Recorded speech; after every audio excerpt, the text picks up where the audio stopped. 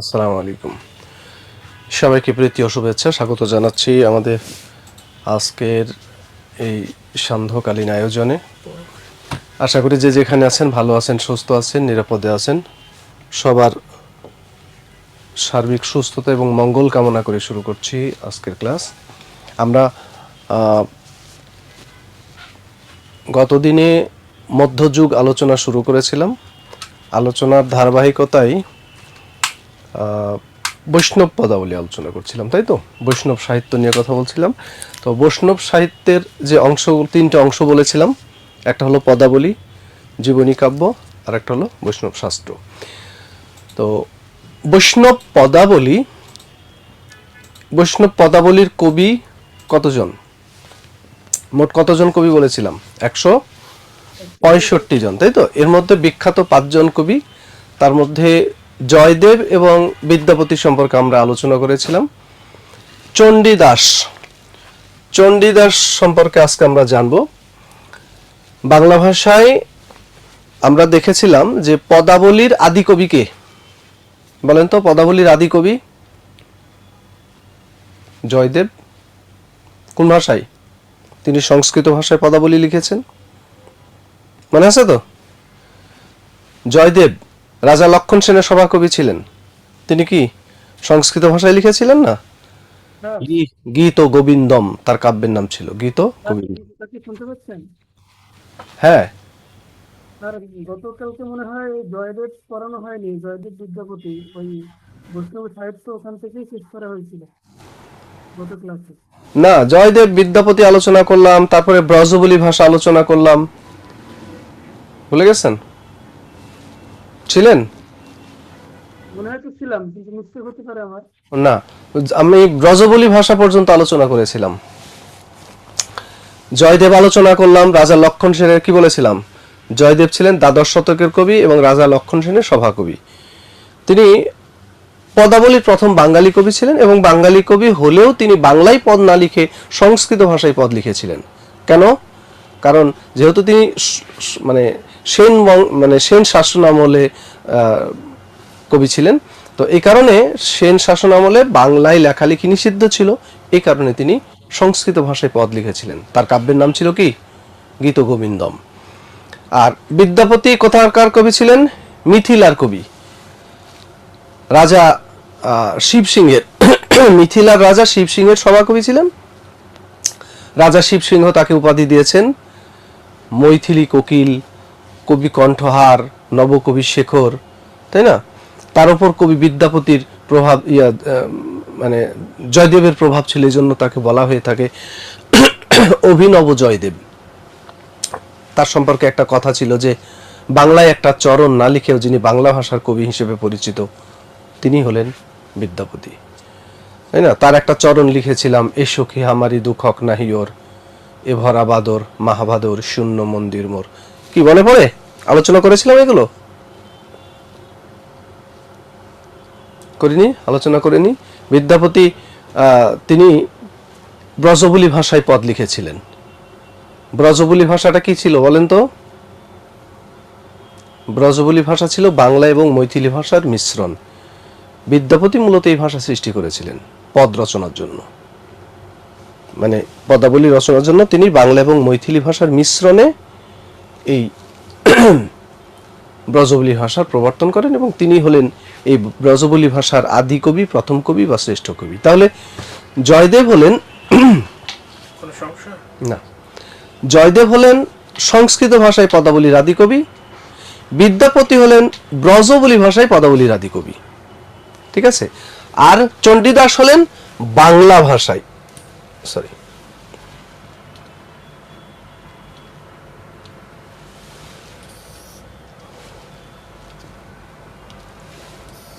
বাংলা ভাষায় পদাবলীর প্রাচীনতম বা শ্রেষ্ঠ বা আদি রচয়িতা বা কবি চণ্ডীদাস, ঠিক আছে? তো এরকম একটা কোশ্চেন আসে যে পদাবলীর আদি কবি কে?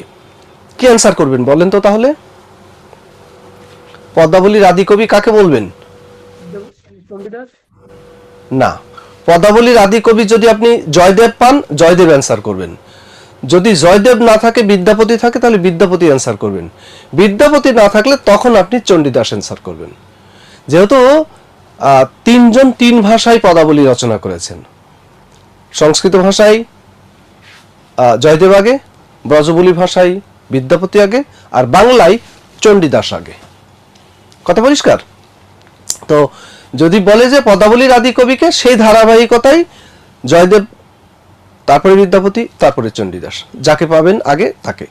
আর যদি নাম ধরে ভাষার নাম উল্লেখ করে বলা হয় যে ব্রজবুলি ভাষায় পদাবলীর আদি কবিকে, তাহলে বিদ্যাপতি, বাংলায় পদাবলীর আদি কবিকে, তাহলে চণ্ডীদাস, সংস্কৃত ভাষায় পদাবলীর আদি কবিকে, তখন জয়দেব।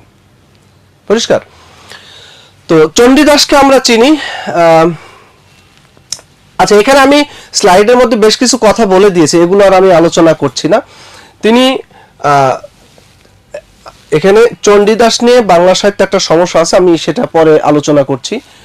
সেখানে কয়েকজন চণ্ডীদাসের নাম পাবো। তো এই চণ্ডীদাস দ্বিজ চণ্ডীদাস নামে পরিচিত। আচ্ছা, এটা একটু আলোচনা করে দিই আমি আগে। চণ্ডীদাস সমস্যাটা কি?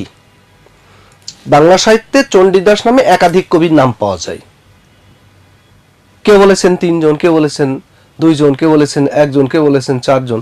যেমন ডক্টর দীনেশ চন্দ্র সেন, তিনি একজন চণ্ডীদাসের কথা বলেছেন।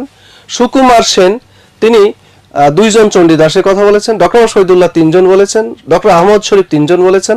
তো নাম আবার ভিন্ন ভিন্ন। তো এখানে একজন পাচ্ছি বড়ু চণ্ডীদাস। কোন বড়ু চণ্ডীদাস? ওই যে শ্রীকৃষ্ণ কীর্তন কাব্যের রচয়িতা।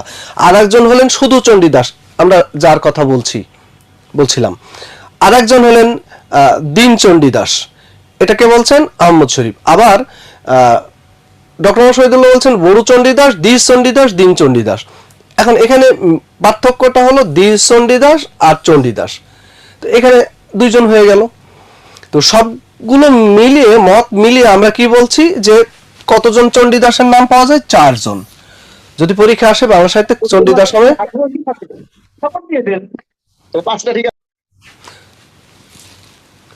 চণ্ডীদাস নামে কতজন কবির নাম পাওয়া যায়? তাহলে 4 জন। কি কি?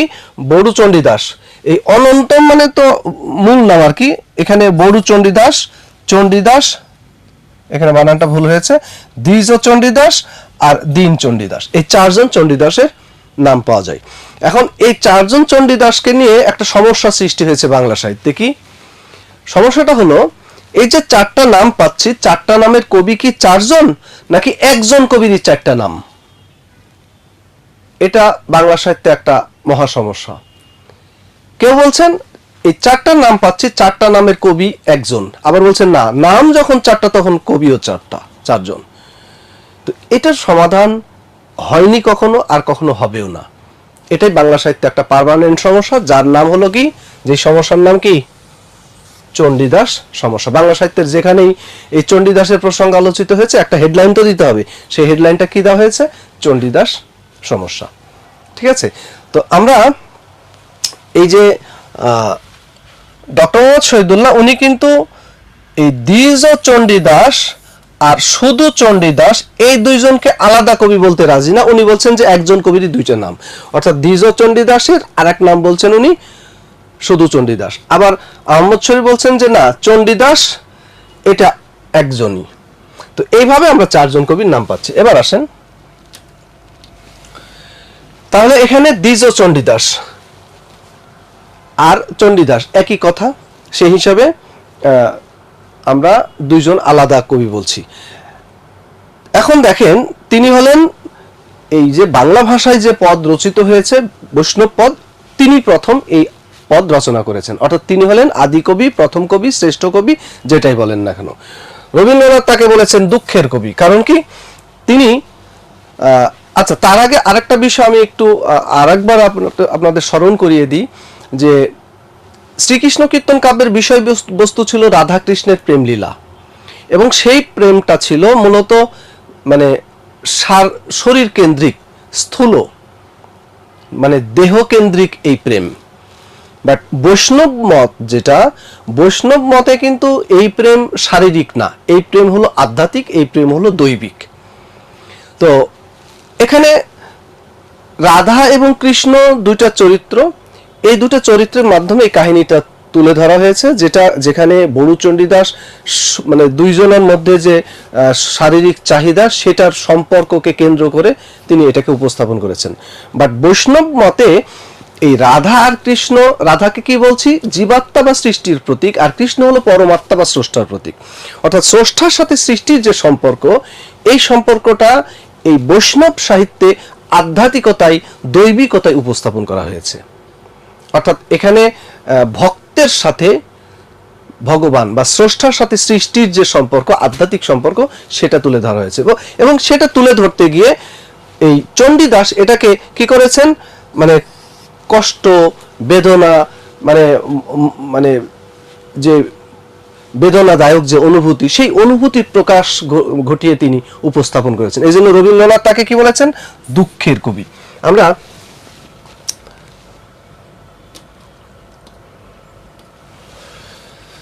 আচ্ছা,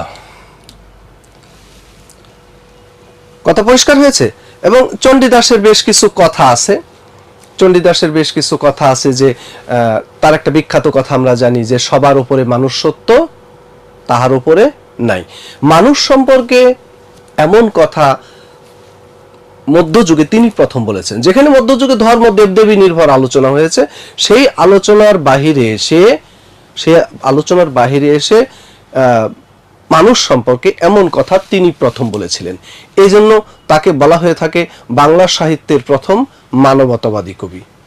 তার আরো কিছু চরণ আছে, সই কেমনে ধরি বহিয়া, আমার বধুয়া আন বাড়ি যাই, আমার আঙ্গি না দিয়া, তারপরে দুহু করে দুহু কাঁদে, বিচ্ছেদ ভাবিয়া, আদ তেল না দেখিলে যাই যে মরি, এরকম বেশ কিছু চরণ তার আছে। ঠিক আছে, তো এই হলো চণ্ডীদাস। এবার আমরা জ্ঞানদাসে যাই। জ্ঞানদাস, আমরা যে 5 জন কবির কথা বলেছিলাম তাদের মধ্যে আরেকজন কবি ছিলেন জ্ঞানদাস। এবং এই জ্ঞানদাস ছিলেন চণ্ডীদাসের দ্বারা প্রভাবিত কবি। এজন্য জ্ঞানদাসকে বলা হয়ে থাকে যে চণ্ডীদাসের ভাবশিষ্য কবি। কি বলা হয় তাকে? চণ্ডীদাসের ভাবশিষ্য কবি বলা হয়। এবং তিনি প্রায় 200 মতো এই পদ রচনা করেছেন। তার বিখ্যাত কিছু চরণ আমাদের জানা আছে, যেমন সুখের লাগিয়া এ ঘর বাঁধিনু, অনলে পুড়িয়া গেল। তারপরে রূপ লাগি আখি ঝুরে গুণে মনোভর, প্রতি অঙ্গ লাগি কান্দে প্রতি অঙ্গ মোর। হ্যাঁ, এরকম বিখ্যাত কিছু চরণ আছে তার। ঠিক আছে, তো এই চরণগুলো একটু শিখে রাখবেন। আচ্ছা, এবারে আসেন গোবিন্দ দাস। তিনি ওই বিদ্যাপতির দ্বারা আবার প্রভাবিত হয়েছিলেন। বলেন তো বিদ্যাপতি কোন ভাষায় পদ লিখেছেন? ব্রজবুলি ভাষায়। এই বিদ্যাপতির দ্বারা প্রভাবিত ছিলেন গোবিন্দ দাস। এজন্য গোবিন্দ দাসের গুরু বলা হয় কবি বিদ্যাপতিকে। অর্থাৎ বিদ্যাপতিকে অনুসরণ করে গোবিন্দ দাস পদ রচনা করেছিলেন। তিনি ছিলেন 16 শতকের কবি। আর তার বিখ্যাত কিছু চরণ আছে, দেখেন, যাহা যাহা তনু তনু জ্যোতি, তাহা তাহা বিজুরি চমকাই হতি। এখানে আরেকটু শব্দ আছে, যাহা যাহা নিকষয় তনু তনু জ্যোতি, তাহা তাহা বিজুরি চমকাই হতি। তার একটা উপাধি হলো কবীন্দ্র। এবং গোবিন্দ দাসের একটা পদ আছে, তিনি 500 পদ রচনা করেছেন। তো তার একটা বিখ্যাত গ্রন্থ আছে গীত গোবিন্দ।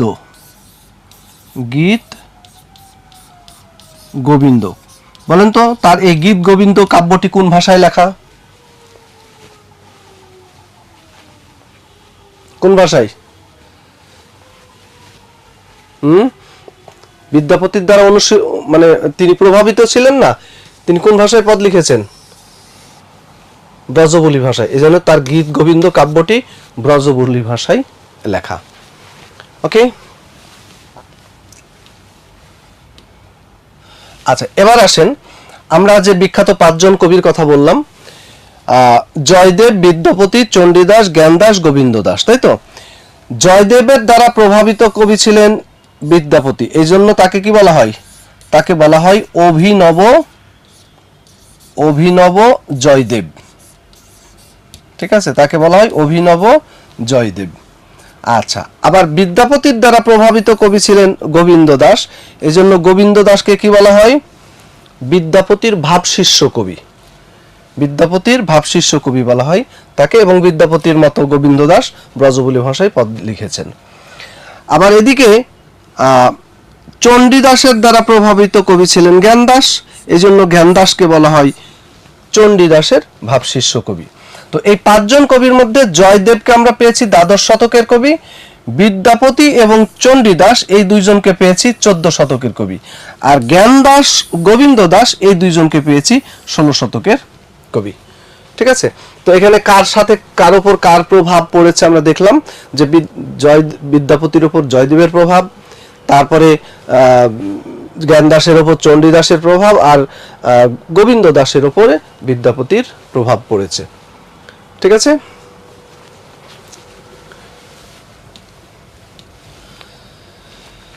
ওকে, এবার আসেন জীবনী কাব্য। আচ্ছা, জীবনী কাব্য বলতে আমরা কার জীবনী বুঝবো বলেন? জীবনী কাব্য বলতে তো যে কারো জীবন ভিত্তিক রচিত কাব্যকেই বোঝানো হবে, কিন্তু আসলে মধ্যযুগে জীবনী কাব্য বলতে, জীবনী কাব্য কথাটা বলতেই আমরা কার জীবনী বুঝবো? শ্রী চৈতন্যদেবের জীবন ভিত্তিক রচিত কাব্যকে বুঝবো। ঠিক আছে, জীবনী কাব্য বলতে কার জীবনীকে বুঝবো? শ্রী চৈতন্যদেবের জীবন ভিত্তিক রচিত কাব্যকে আমরা বুঝবো। তো বাংলা সাহিত্যে এই মানে যে ধর্ম প্রচারকের প্রভাব সবচেয়ে বেশি, তিনি হলেন কি? তিনি হলেন শ্রী চৈতন্য দেব। ঠিক আছে, তো শ্রী চৈতন্য সম্পর্কে একটা কথা বলা হয়ে থাকে যে বাংলায় একটা অক্ষর না লিখেও যাকে নিয়ে বাংলা সাহিত্যে যুগের সৃষ্টি হয়েছে তিনি হলেন শ্রী চৈতন্য দেব। একটা কি যুগ? একটা হলো চৈতন্য পূর্ববর্তী যুগ, চৈতন্য যুগ এবং চৈতন্য পরবর্তী যুগ। ঠিক আছে, আচ্ছা, তিনি জন্মগ্রহণ করেছেন কোথায়? নবদ্বীপে।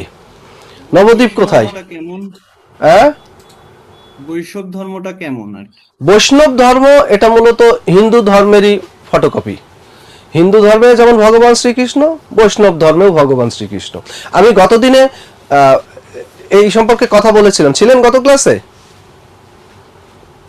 জি না স্যার, আচ্ছা, গত ক্লাস হ্যাঁ, গত ক্লাসটা একটু দেখলে বুঝতে পারবেন। এটা ছিল মূলত এই শ্রী চৈতন্য দেবের প্রবর্তিত ধর্ম।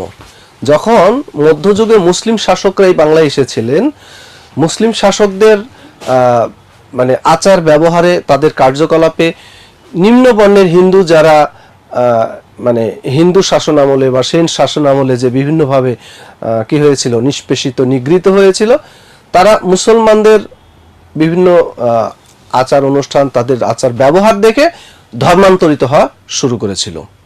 ওই অবস্থায় এই মানে নিম্নবর্ণের এই হিন্দুদের ধর্মান্তরকরণ ঠেকানোর জন্যই মূলত এই শ্রী চৈতন্য বৈষ্ণব ধর্মের প্রবর্তন করেছিলেন। কথা বুঝেছেন? তো সেটাই ছিল বৈষ্ণব ধর্ম। আচ্ছা, তো শ্রী চৈতন্যের আসল নাম ছিল বিশ্বম্ভর মিশ্র। বিশ্বম্ভর মিশ্র। ঠিক আছে, তার বাবার বাড়ি কিন্তু আমাদের বাংলাদেশে সিলেট জেলায়, সিলেট জেলার দক্ষিণ ঢাকা সিলেটে, কিন্তু তার বাবা সংস্কৃত চর্চার জন্য নদিয়া চলে যান। নদিয়া জেলার সেই নবদ্বীপে তার জন্ম হয়েছিল। তো তার ডাকনাম একটা হলো নিমাই। নিমাই কেন? নিমাই হলো ওই তার যে জন্ম হয়েছিল একটা বিশাল নিম গাছের নিচে, আতুর ঘর যেটাকে বলে। তো ওই আতুর ঘরটা নিম গাছের নিচে ছিল, এই জন্য তার ডাক নাম দিয়েছে নিমাই। কথা বুঝেছেন? তার এটা একটা ডাক নাম। গৌরাঙ্গ একটা ডাক নাম। গৌরাঙ্গ মানে কি? গৌর গুরু অঙ্গ, মানে তার গায়ের রং কি ছিল? ফর্সা ছিল, এই জন্য তাকে গৌরাঙ্গ, সংক্ষেপে গোরা বলা হয়। আচ্ছা, তো শ্রী চৈতন্যদেব, ওই যে কথাটা বলছিলাম যে বাংলায় একটা অক্ষর না লিখেও যাকে নিয়ে বাংলা সাহিত্যে যুগের সৃষ্টি হয়েছে তিনি হলেন শ্রী চৈতন্য। তো যুগের সৃষ্টি হয়েছে কি যুগ? একটা হলো চৈতন্য পূর্ববর্তী যুগ, চৈতন্য যুগ এবং চৈতন্য পরবর্তী যুগ। আমরা দেখেছি যে মধ্যযুগ হলো 1201 থেকে 1800, তাই তো? তো কেউ কেউ মধ্যযুগের ওই শুরু থেকে অর্থাৎ 1201 থেকে, আবার কেউ কেউ 1350-51 থেকে, অর্থাৎ 1201 থেকে 1350 পর্যন্ত যে অন্ধকার যুগ, তারপরে অর্থাৎ 1351 থেকে, অর্থাৎ 1201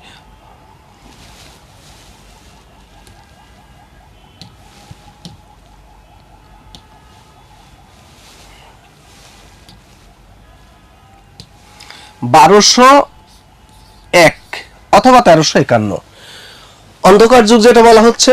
যদি শুরু থেকে ধরি 1201, আবার কেউ কেউ সেটা বাদ দিয়ে, যেহেতু 51 পর্যন্ত কোনো সাহিত্য সৃষ্টি হয়নি, তাই 1351 বলেছেন। তো 1201 বা 1351 থেকে 1500 এটাকে বলা হয় চৈতন্য পূর্ববর্তী যুগ। 1501 থেকে 1600 এটা হলো চৈতন্য যুগ, আর 1601 থেকে 1800 এটা হলো চৈতন্য পরবর্তী যুগ। তো একটা অক্ষর না লিখেও তাকে নিয়ে বাংলা সাহিত্যে এই তিনটা যুগের সৃষ্টি হয়েছে।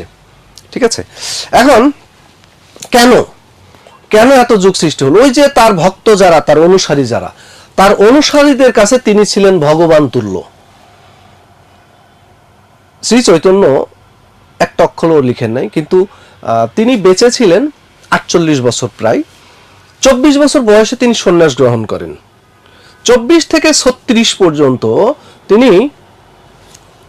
তিনি যে তার বৈষ্ণব ধর্মের যে কথাগুলো প্রচার করেছিলেন, 36 যখন তার বয়স 36, তখন তিনি মানে প্রায় জ্ঞানশূন্য, জাগতিক জ্ঞানশূন্য থাকতেন। কোনো হিতাহিত জ্ঞান ছিল না, কথা বলতে পারতো না। ওই সময় তার ভক্তরা তাকে নিয়ে লিখতেন, প্রত্যেকদিন লিখতেন। প্রত্যেকদিন মানুষ কি লেখে বলেন তো? প্রতিদিন মানুষ কি লেখে? ডায়েরি লেখে না? তো তাদের কাছে তারা প্রত্যেকদিন শ্রী চৈতন্য দেবের জীবন এবং কর্মকাণ্ড নিয়ে লেখালেখি করতেন। এই যে লেখালেখি করতেন, এটাকে আমরা যেমন এটাকে ডায়েরি বলি না, তারা ডায়েরি না বলে এটাকে তারা কি বলতেন? করচা। শ্রী চৈতন্য দেবকে নিয়ে তারা যে প্রতিদিন লিখতেন, এটাকে তারা কি নাম দিয়েছিলেন? করচা। তাহলে প্রশ্ন যদি আসে, করচা অর্থ কি? করচা শব্দের শাব্দিক অর্থ হলো ডায়েরি বা দিনলিপি, বা আর একটা শব্দ আছে রোজনামচা। কি? রোজনামচা, অর্থাৎ প্রতিদিনকার যে লেখালেখি সেটাকে রোজনামচা বলে। তো প্রশ্ন হতে পারে করচা শব্দের অর্থ কি? তখন বলবেন যে শাব্দিক অর্থ হলো ডায়েরি বা দিনলিপি বা রোজনামচা। আর যদি প্রশ্ন আসে করচা কি, এমন প্রশ্ন যদি আসে যে করচা কি, তখন কি বলবেন বলেন তো? করচা শব্দের অর্থ হলো বললাম ডায়েরি বা দিনলিপি বা রোজনামচা, কিন্তু প্রশ্ন যদি আসে করচা কি, তখন কি বলবেন? শ্রী চৈতন্য দেবের জীবনী কাব্যকেই করচা বলা হয়। ঠিক আছে, পরীক্ষায় এসেছিল এই কোশ্চেন যে মানে জীবনী করচা কি বা জীবনী কাব্য কি? শ্রী চৈতন্য দেবের জীবনী কাব্যকেই করচা বলা হয়। এবার আসেন, শ্রী চৈতন্য দেবকে নিয়ে করচা বা জীবনী গ্রন্থ প্রথম লেখা হয় কোন ভাষায়? সংস্কৃত ভাষায়। সংস্কৃত ভাষায় একজন কবি যার নাম হলো মুরারি গুপ্ত। এই মুরারি গুপ্ত তিনি প্রথম সংস্কৃত ভাষায় একটা করচা লিখেছিলেন, যেটার নাম ছিল শ্রী শ্রী কৃষ্ণ চৈতন্য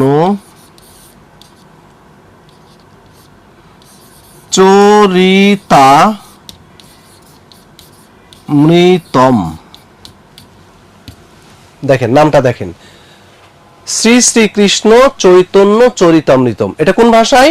এটা লেখা হয়েছে সংস্কৃত ভাষায়। নামটা অনেক বড় সড়ো, তো লিখেছেন মুরারি গুপ্ত। তো ওই নামে না ডেকে অনেকে এটাকে কি বলতেন? মুরারি গুপ্তের করচা। কি নামে বলতেন? মুরারি গুপ্তের করচা নামে এটা পরিচিত। শ্রী শ্রী কৃষ্ণ চৈতন্য চরিতামৃতম এটা কি নামে পরিচিত? মুরারি গুপ্তের করচা নামে পরিচিত। লিখেছেন কে? মুরারি গুপ্ত। তো এটা হলো সংস্কৃত ভাষায় লেখা প্রথম করচা। এবারে আসেন বাংলা ভাষায়। বাংলা ভাষায় প্রথম করচা লিখেছেন বৃন্দাবন দাস। এটা হলো এই যে বাংলায় শ্রী চৈতন্যের প্রথম জীবনী কাব্য। নাম হলো শ্রী চৈতন্য ভগবত। ঠিক আছে, লিখেছেন বৃন্দাবন দাস। এরপরে লোচন দাস এবং জয়ানন্দ দুজনই একই নামে লিখেছেন চৈতন্য মঙ্গল। আর একটা হলো কৃষ্ণদাস কবিরাজ, তিনি লিখেছেন শ্রী চৈতন্য চরিতামৃত। এটা হলো শ্রেষ্ঠ জীবনী কাব্য, শ্রেষ্ঠ, বিখ্যাত বা শ্রেষ্ঠ জীবনী কাব্য। তাহলে প্রথম জীবনী কাব্য হলো শ্রী চৈতন্য ভগবত বাংলায়, আর শ্রেষ্ঠ জীবনী কাব্য হলো শ্রী চৈতন্য চরিতামৃত। কে লিখেছেন? কৃষ্ণদাস কবিরাজ। ঠিক আছে, আচ্ছা, শ্রী চৈতন্য দেবের বিখ্যাত কিছু উক্তি আছে। মুচি হয়ে সূচি হয় যদি কৃষ্ণ ভজে, অর্থাৎ মুচি মানে কি, নিম্ন জাত হয়েও সে শুদ্ধ হতে পারে যদি সে কি করে, কৃষ্ণের নাম ভজে বা জপে। ঠিক আছে, যাই হোক, তো শ্রী চৈতন্যদেব মারা গেলেন কোথায়? পুরীতে। কত? 1533। তার জন্ম হয়েছে 1486 আর মৃত্যু হয়েছে 1533 খ্রিস্টাব্দে। ঠিক আছে, আচ্ছা, এখন আমরা ওই যে পদাবলীর যে 5 জন কবিকে পেলাম, জয়দেব, বিদ্যাপতি, চণ্ডীদাস, জ্ঞানদাস, গোবিন্দ দাস, এই 5 জনের মধ্যে শ্রী চৈতন্য কোন শতকের ছিলেন? বলেন, শ্রী চৈতন্য কোন শতকের ছিলেন? 1486, তার মানে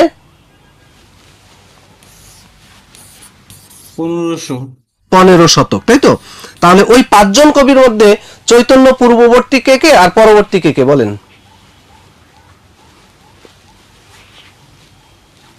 জয়দেব দ্বাদশ, তারপরে বিদ্যাপতি, চণ্ডীদাস চতুর্দশ।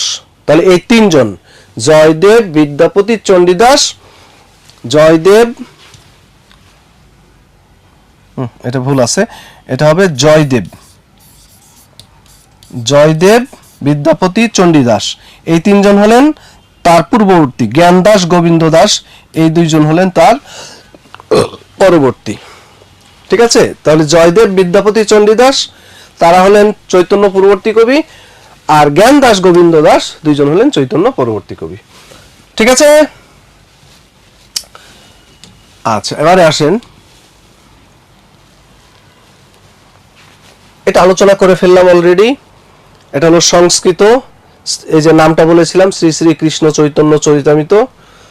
ঠিক আছে, আর এটা লিখেছেন মুরারি গুপ্ত। বাংলায় হলো শ্রী চৈতন্য ভগবত, এটা প্রথম, তারপরে শ্রী চৈতন্য চরিতামৃত, এটা শ্রেষ্ঠ। ঠিক আছে,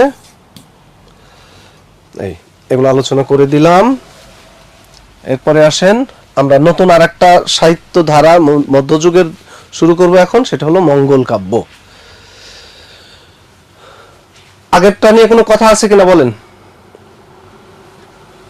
জীবনী কাব্য নিয়ে আর কোনো কথা আছে কিনা? অনেক তথ্য আপনাদের এখানে আমি দিয়ে দিয়েছি, দেখে নিতে পারবেন।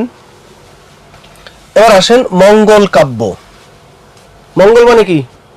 মঙ্গল মানে ভালো, মঙ্গল মানে শুভ, মঙ্গল মানে কল্যাণ, হ্যাঁ, তাই তো? তো মঙ্গল কাব্য মানে কি? ভালো। তো কে কার ভালো চায়, কে কার মঙ্গল চায়? যদিও বলে সবাই সবার মঙ্গল চায়, কিন্তু সবার মঙ্গল চাক বা না চাক, নিজের মঙ্গল, নিজের ভালো সবাই চায়। তো মধ্যযুগে তৎকালীন হিন্দু সমাজে মানুষ তো বিপদে পড়ে না, আর বিপদে পড়লে কার কাছে চাই? যাকে মনে করে বিপদ থেকে উদ্ধার করতে পারবে। তো মধ্যযুগে ওই নিম্ন শ্রেণীর হিন্দু সমাজে তারা যখন কোনো বিপদে পড়তো, কি করতো? বিভিন্ন দেবদেবীর গুণকীর্তন করত। কেন? যাতে নিজেদের মঙ্গল সাধিত হয়, অর্থাৎ নিজেদের মঙ্গল কামনার্থে বিভিন্ন দেবদেবীর যে প্রশংসা, গুণকীর্তন, সেখান থেকেই মূলত মঙ্গল কাব্যের সৃষ্টি হয়েছে। তার মানে মঙ্গল কাব্যটা কি? এটা একটা ধর্ম বিষয়ক আখ্যান কাব্য বা কাহিনী কাব্য। ঠিক আছে, আচ্ছা, তো এগুলো মঙ্গল কাব্যগুলো গীত হতো পূজা অনুষ্ঠানের অঙ্গ হিসাবে। এটা যেহেতু নির্দিষ্ট ধর্মের, হিন্দু ধর্মের কাহিনী, এবং পূজা অনুষ্ঠানে এগুলো গাওয়া হতো। আচ্ছা, এখন এই মঙ্গল কাব্য, তাহলে একটা কথা হলো এটা ধর্ম বিষয়ক আখ্যান কাব্য। এটার উদ্ভব হয়েছে কেন, কি জন্য? এই যে কি জন্য বলেন? দেবদেবীর গুণকীর্তন।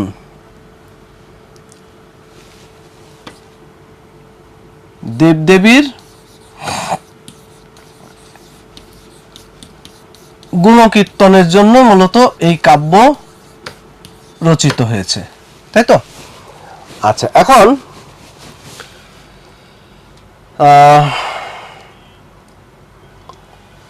এই কাব্যটা যে রচিত হয়েছে 15 শতকে এর উদ্ভব হয়েছে, 16 শতকে এর বিকাশ, আর অষ্টাদশ শতক হলো এই কাব্যের পরিণতিকাল।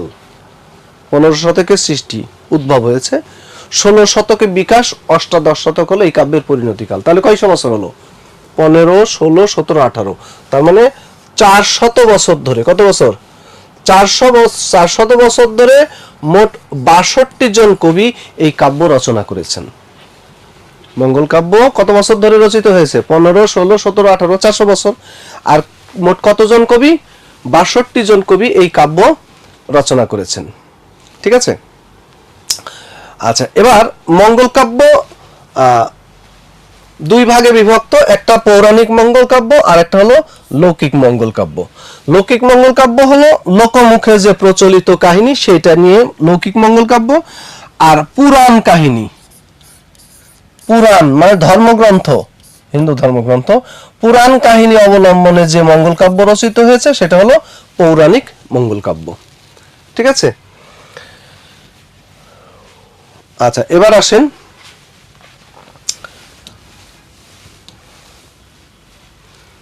এখন মঙ্গল কাব্যের যে উদ্ভব হলো, ওই যে একটু আগে বলছিলাম যে মঙ্গল কাব্যের উদ্ভব হয়েছে কেন? মধ্যযুগে যখন মুসলিম শাসকরা এই বাংলায় আসলো, তখন এই বাংলা ছিল মানে বন জঙ্গলে ভরা, এবং এতে ছিল নানা ধরনের উপদ্রব। বিশেষ করে মনসা মঙ্গল কাব্যের ক্ষেত্রে এই ঘটনাটা ঘটেছে, সাপের উপদ্রব ছিল। তখন এই সাপের উপদ্রব থেকে বাঁচার জন্য হিন্দু যারা ধর্মগুরু ছিলেন তারা কি করলেন? তারা বললেন যে এই সাপের উপদ্রব থেকে বাঁচতে হলে আমাদের দেবী মনসার পূজা করতে হবে। দেবী মনসাকে সাপের দেবী, এই দেবী মনসার পূজা প্রচারের কাহিনী অবলম্বনে যে মঙ্গল কাব্য রচিত হয়েছে সেটাই হলো মনসা মঙ্গল কাব্য। ঠিক আছে? তো এই যে সর্বসংকুল ভারতবর্ষে নানা মূর্তিতে সাপের পূজা হয়, এগুলো কাহিনী আপনারা একটু দেখে নিন। তো এই মনসা কিসের নাম? দেবীর নাম। দেবী মনসার নাম অনুসারে এই কাব্যের নাম মনসা মঙ্গল কাব্য। শুনেন, হিন্দু পৌরাণিক কাহিনী অনুসারে দেবতারা স্বর্গে থাকে, আর স্বর্গে যদি কোনো ফল্ট করে বসে সেই সাপ মোচনের জন্য মর্তে পাঠিয়ে দেওয়া হয়। মর্তে এসে কি করবে? সবার কাছে পূজা আদায়ের চেষ্টা করবে। যখন সবার কাছে পূজা পেয়ে যাবে আবার স্বর্গে ফেরত যাবে। তো এর ধারাবাহিকতায় মহিলা দেবীদের প্রসঙ্গ বেশি এসেছে। এখানে আমরা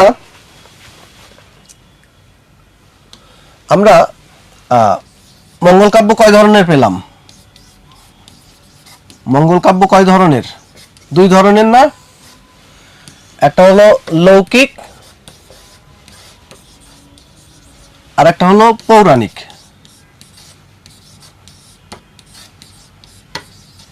লৌকিক মঙ্গল কাব্য কি বললাম? লোকমুখে প্রচলিত কাহিনী অনুযায়ী। এর মধ্যে রয়েছে মনসা মঙ্গল, রয়েছে চণ্ডী মঙ্গল, রয়েছে ধর্মমঙ্গল, রয়েছে কালিকা মঙ্গল, তারপরে রয়েছে শারদা মঙ্গল। এগুলো হলো লৌকিক মঙ্গল কাব্য। আর পৌরাণিক মঙ্গল কাব্য পুরাণ কাহিনী অবলম্বনে যেটা রচিত হয়েছে তার মধ্যে রয়েছে অন্নদা মঙ্গল, তারপরে দুর্গা মঙ্গল, তারপরে গঙ্গা মঙ্গল, তারপরে গৌরী মঙ্গল, তারপরে ভবানী মঙ্গল। ঠিক আছে? তো 2 প্রকার যে মঙ্গল কাব্য, এর মধ্যে এগুলো হলো লৌকিক মঙ্গল কাব্য আর এগুলো হলো পৌরাণিক মঙ্গল কাব্য। তো এর মধ্যে এই 3টা মঙ্গল কাব্যই প্রধান। একটা হলো মনসা মঙ্গল, একটা হলো চণ্ডী মঙ্গল আর একটা হলো অন্নদা মঙ্গল। এই 3টা মঙ্গল কাব্যই প্রধান। সাধারণত এই 3 ধরনের মঙ্গল কাব্য থেকেই কোশ্চেন আসে। ঠিক আছে। আচ্ছা, তাহলে মনসামঙ্গল কাব্যের কাহিনীটা, মনসামঙ্গল যে কাব্যের যে কাহিনীটা হলো, এখানে একটা রাজ্য,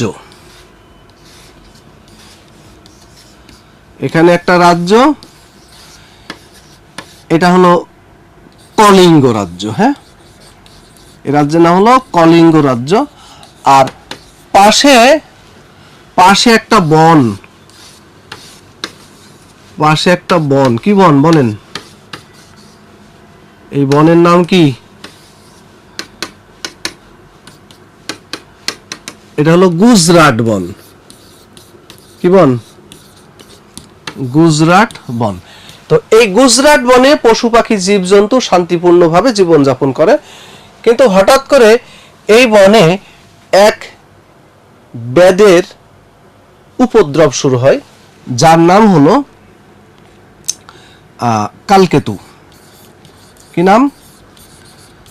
কালকেতু। এই কালকেতু সময় অসময়ে এই বনে প্রবেশ করে আর একটা দুইটা পশু পাখি শিকার করে ঘরে ফিরে। তার অত্যাচারে বনের পশু পাখিদের জীবন বিপন্ন। তারা কি করলো? দেবী চণ্ডীর কাছে আশ্রয় চাইল। দেবী চণ্ডী তাদেরকে অভয় দিল, দেখছি কি করা যায়। কি হলো? একদিন কালকেতু যখন এই বনে শিকারে গেল, শিকারে গিয়ে একটা পশু পাখিও পেল না। একটা মানে ব্যর্থ মনোরথে ফিরছে, হঠাৎ করে একটা স্বর্ণ গধিকা দেখতে পেল। স্বর্ণ গধিকা কি? গুইসাপ। একটা গুইসাপ দেখতে পেল। তো এই গুইসাপটা নিয়ে সে ঘরে ফিরলো, কিন্তু ঘরে ফিরে দেখে গুইসাপ না, কে?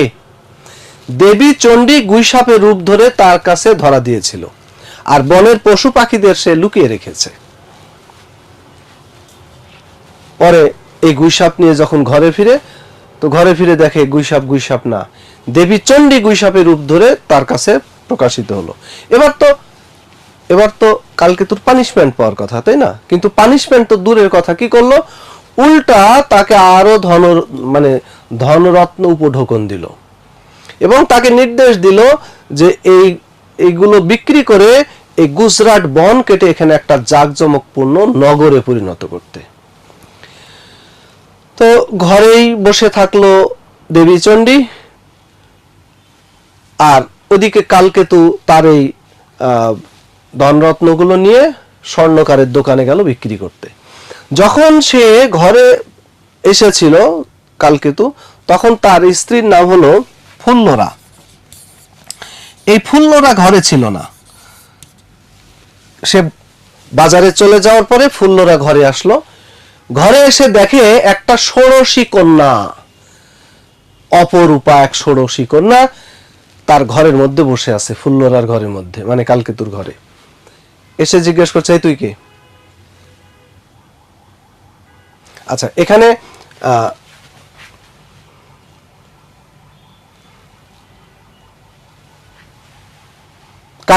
কাহিনীটা আমি অন্যদিকে চলে গেছি।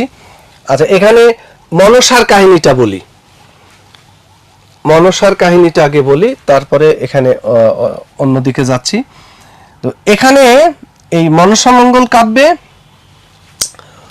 কার কাহিনী বলেন তো? বেহুলা লক্ষিন্দরের কাহিনী। ওই যে বলছিলাম না যে দেবীরা কি করে? এসে পূজা প্রচার করে, সবার কাছে যখন পূজা পেয়ে যায় তখন আবার কি করে? স্বর্গে ফেরত যায়। তো এর ধারাবাহিকতায় এই মনসা কি করে? সবার কাছে পূজা আদায়ের চেষ্টা করে, কিন্তু এক ব্যক্তির কাছে সে পূজা পেতে ব্যর্থ হয়। তার নাম হলো চাঁদ সওদাগর। ওই কাহিনীটা পরে বলছি আপনাদের। চাঁদ সওদাগর, এই চাঁদ সওদাগর সবার কাছে পূজা পেতে চায়, কিন্তু মানে মনসা সবার কাছে পূজা পেলেও চাঁদ সওদাগরের কাছে পূজা পায় না। চাঁদ সওদাগর তার পূজা করে না বলে সে মানে মনসা তাকে নানাভাবে ক্ষতিগ্রস্ত করে তুলেছে। তার 6 ছেলেকে মেরে ফেলে দিয়েছে। ব্যবসা বাণিজ্যের বহর সপ্তডিঙ্গা সেগুলো নদীতে ডুবিয়ে দিল। এগুলো তো ডুবে গেলই, চাঁদের প্রাণ যায় যায়, নদীতে হাবুডুবু খাচ্ছে। তখন মনসার নিজেরই দয়া হলো, একখণ্ড কাঠ তার দিকে এগিয়ে দিল যেন সে এটা ধরে প্রাণে বাঁচতে পারে। কিন্তু যে মুহূর্তে চাঁদের মনে হয়েছে এটা বুঝি মনসার একটা দয়া, সাথে সাথে কি করলো, এটা প্রত্যাখ্যান করলো।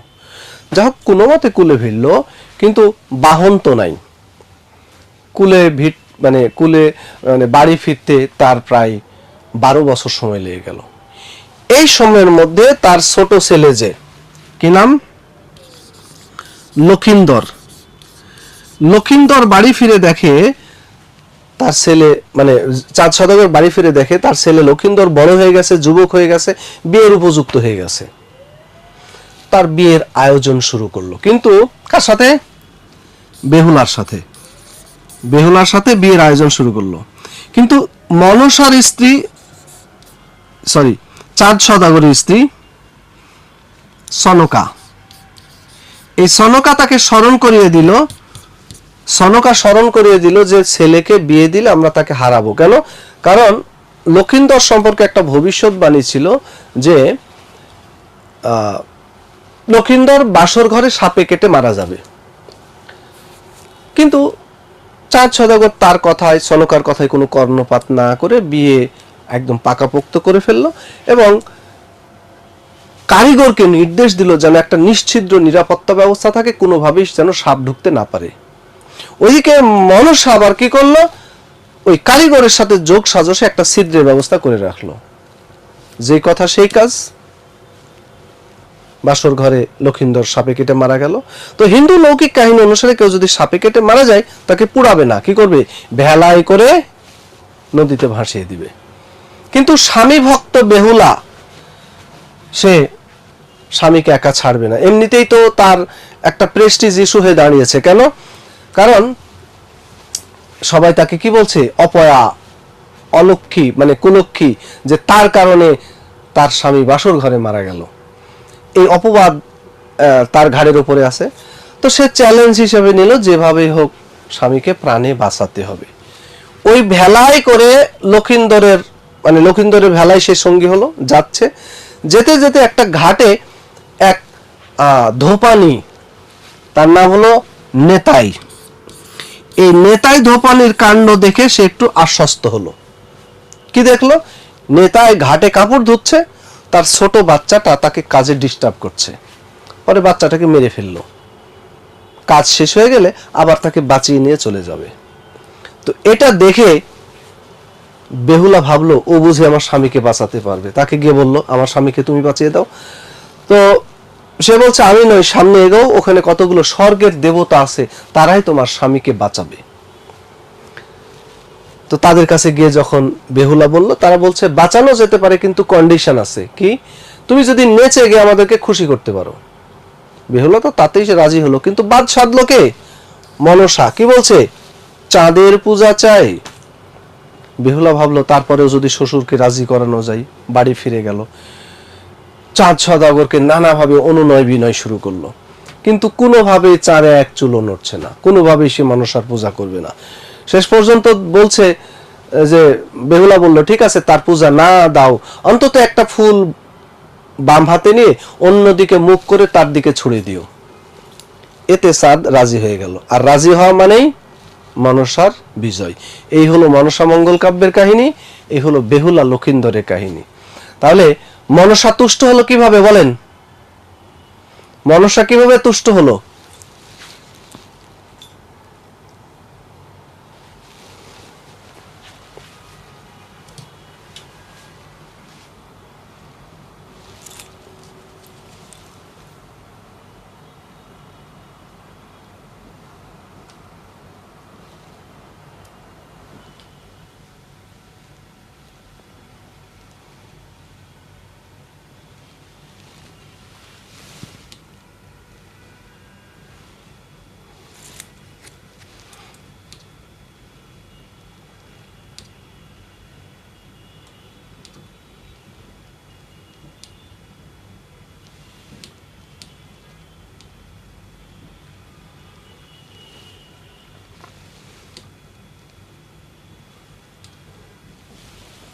কই হয় না তো।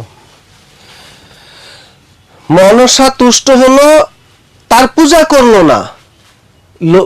চাঁদ সদাগর তার পূজা করবে না, কি বলছে? শিব সিংহ শিবলিঙ্গ, শিবলিঙ্গ আমি পুজি যেই হাতে, সেই হাতে তোমারে পুজিতে না লয় মন, না লয় চিত্তে। মানে যে হাতে আমি শিবের পূজা করি, সেই হাতে আমি তোমার মানে তোমাকে পূজা করব, মন তো আমার এটা চাই না। কথা বুঝলেন? তার মানে সে শিবের পূজা করে বলে মনসার পূজা করবে না। তো কিন্তু শেষ পর্যন্ত মনসাকে তুষ্ট করলো কি করে? পূজা করলো না, কিন্তু কি বলছে? একটা ফুল বাম হাতে নিয়ে অন্যদিকে তার মানে অন্যদিকে তার দিকে মুখ করে অন্যদিকে ছুড়ে দাও। তার মানে পূজা করার দরকার নেই, ফুল দিলেও পূজার কাজ হয়ে যাবে। কথা বুঝেছেন? এই জন্য বিতর্ক সৃষ্টি হয় কি নিয়ে? বিতর্ক সৃষ্টি হয় কি নিয়ে? যে ফুল না দিল মানে পূজা না করলেও হবে, ফুল দিলেও পূজার কাজ হয়ে যাবে, এবং এতে মনসা তুষ্ট হয়ে গিয়েছিল। আচ্ছা, এখন দেখেন, ঠিক আছে, তাহলে কি হলো? এই হলো মনসা মঙ্গল কাব্যের কাহিনী। তাহলে মনসা মঙ্গল কাব্যে আমরা যে চরিত্রগুলো পেলাম, কি কি চরিত্র পেলাম? একটা হলো মনসা, চাঁদ সদাগর, বেহুলা, লক্ষিন্দর, সনকা, নেতাই, এগুলো হলো উল্লেখযোগ্য চরিত্র। তবে কয়েকটা চরিত্র সম্পর্কে একটু খেয়াল রাখবেন, যেমন মনসা সম্পর্কে।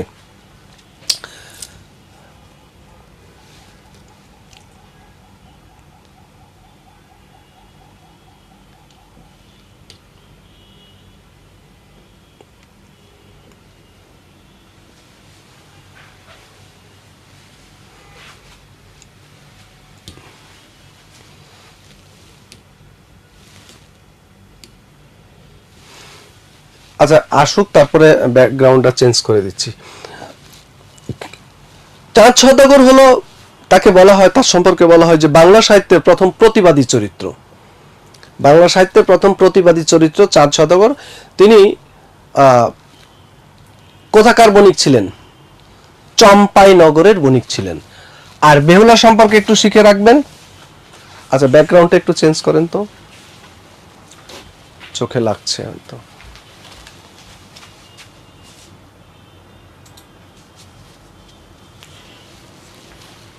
সবগুলো ব্যাকগ্রাউন্ড এটাই থাক, সাদা থাক।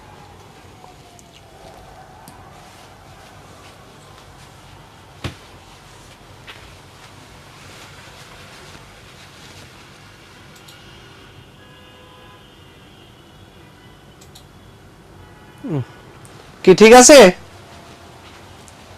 এবার বলেন ঠিক আছে কিনা? সাদা ঠিক আছে? আপনাদের এখানে তো জি স্যার, ঠিক আছে স্যার, ধন্যবাদ, জাযাকাল্লাহ খাইর। আচ্ছা ঠিক আছে, কিন্তু আমার কাছে মনে হচ্ছিল যে এটা ওই মানে গ্রে কালার হয়ে গিয়েছিল। ঠিক আছে, তাহলে কি হলো? এটা কোথা থেকে কোথায় গেল? আচ্ছা ঠিক আছে, হ্যাঁ, তাহলে এই বেহুলা সম্পর্কে, বেহুলা হলো বাংলা সাহিত্যের প্রথম কি স্বামী ভক্ত চরিত্র, এবং সে উজানি নগরের বণিক সাইবেনের কন্যা ছিলেন। এটা একটু মাথায় রাখবেন, ঠিক আছে? হ্যাঁ আচ্ছা ঠিক আছে, তাহলে এখানে মনসা মঙ্গল কাব্যে এই পেলাম। এবার আসেন মনসা মঙ্গল কাব্যের কবি।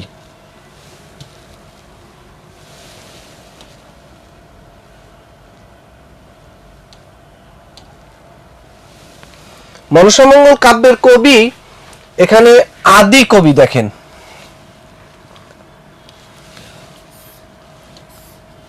আদি কবি কানা হরিদত্ত।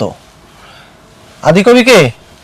হরিদত্ত। এই হরিদত্ত যখন মনসাকে নিয়ে লেখালেখি শুরু করেছে, মনসা গেছে ক্ষেপে, আর ক্ষেপে গিয়ে হরিদত্তের চোখে দিয়েছে একটা সবল, আর হরিদত্ত হয়ে গেছে কানা। এই জন্য তার নাম কি? কানা হরিদত্ত। ভালোই তো, মনসাও কানা, হরিদত্তও কানা, কানা কানা ভালোই মিল আছে না? আচ্ছা, তো এই কানা হরিদত্ত হলেন মনসা মঙ্গল কাব্যের আদি কবি। আর শ্রেষ্ঠ কবি হলেন বিজয়গুপ্ত। বিজয়গুপ্ত না, শ্রেষ্ঠ কবি হলেন নারায়ণ দেব।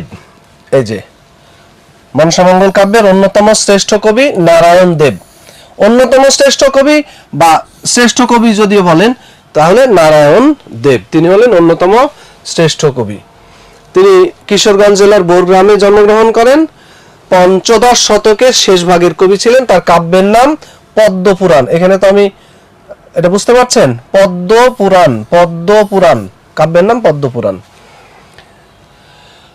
আচ্ছা, এরপরে আদি কবি পেলাম, শ্রেষ্ঠ কবি পেলাম, তাই তো? আচ্ছা, আরেকটা বিষয় একটু দেখেন, মঙ্গল কাব্যের কবি ৬২ জন আর মনসামঙ্গল কাব্য রচনা করেছেন ২২ জন। এই ২২ জনকে একসাথে কি বলে বলেন তো?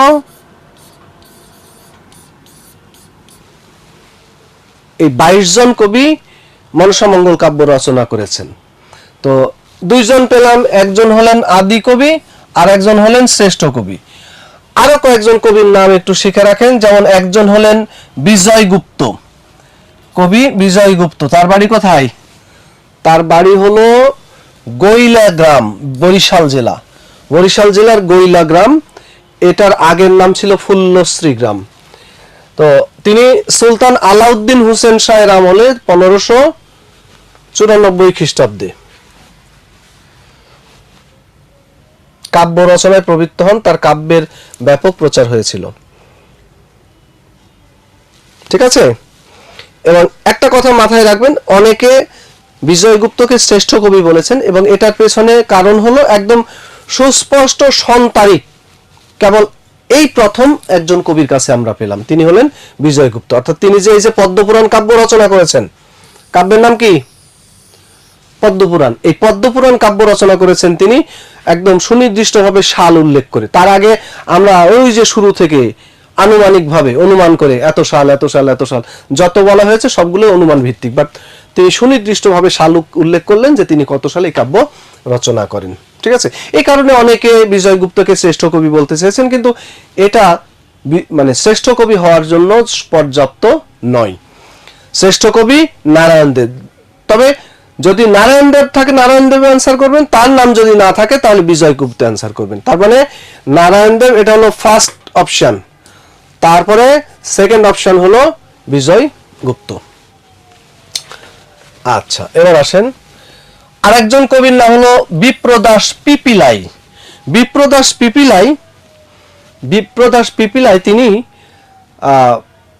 তার বাড়ি হলো পরগনা। তিনি যে কাব্য রচনা করেছেন সেটার নাম হলো মনসা বিজয়। ওই যে মনসার বিজয়, সেই মনসা বিজয় নাম দিয়েছেন। আরো কবি আছেন বিজয় বংশী দাস, তারপরে কেতকা দাস, ক্ষেমানন্দ, হ্যাঁ, তার এই আরো মানে অখ্যাত কিছু কবি আছেন, তারা এই কাব্য রচনা করেছেন। এই যে ২২ কথা বললাম, ২২ জন কবি, এই ২২ জন কবিকে একসাথে ২২ বলা হয়। ঠিক আছে? এবার আসেন চণ্ডীমঙ্গল কাব্য। আচ্ছা, আরেকজন কবির নাম একটু বলে দিই আমি, এখানে মনে হয় তার নামটা নাই। তিনি হলেন দ্বিজ বংশী দাস। তার নামটা কি পেয়েছি আমরা এখানে? কেতকা দাস, ক্ষেমানন্দ, এই যে এখানে পেয়েছি বিজয় বংশী দাস, না এটা হবে দ্বিজ বংশী দাস, এটা হবে দ্বিজ বংশী দাস। ঠিক আছে? দ্বিজ বংশী দাস, তার কাব্যের নাম পদ্মপুরাণ। তিনি কিশোরগঞ্জ জেলার পাতুয়ারি গ্রামে জন্মগ্রহণ করেন। তো তিনি তো নিজ পরিচয়ে পরিচিত, কিন্তু তার পরিচয়ের বাইরে আর একটা পরিচয় আছে, আলাদা একটা পরিচয় আছে। সেটা কি জানেন? বাংলা সাহিত্যের প্রথম মহিলা কবি কে? চন্দ্রাবতীর পিতা তিনি হলেন বাংলা সাহিত্যের প্রথম মহিলা কবি। তো এই যে কবি দ্বিজ বংশী দাস, এখানে নাম ঠিক আছে, ওখানে ভুল করে এসেছে, বিজয় না দ্বিজ হবে। তো তিনি গায়ক ছিলেন আর তিনি বিভিন্ন শাস্ত্রে পণ্ডিত ছিলেন এবং টোল চালাতেন। যা হোক, তো দ্বিজ বংশী দাসের কন্যা হলেন বাংলা সাহিত্যের প্রথম মহিলা কবি চন্দ্রাবতী। এটা একটু মাথায় রাখবেন। ঠিক আছে?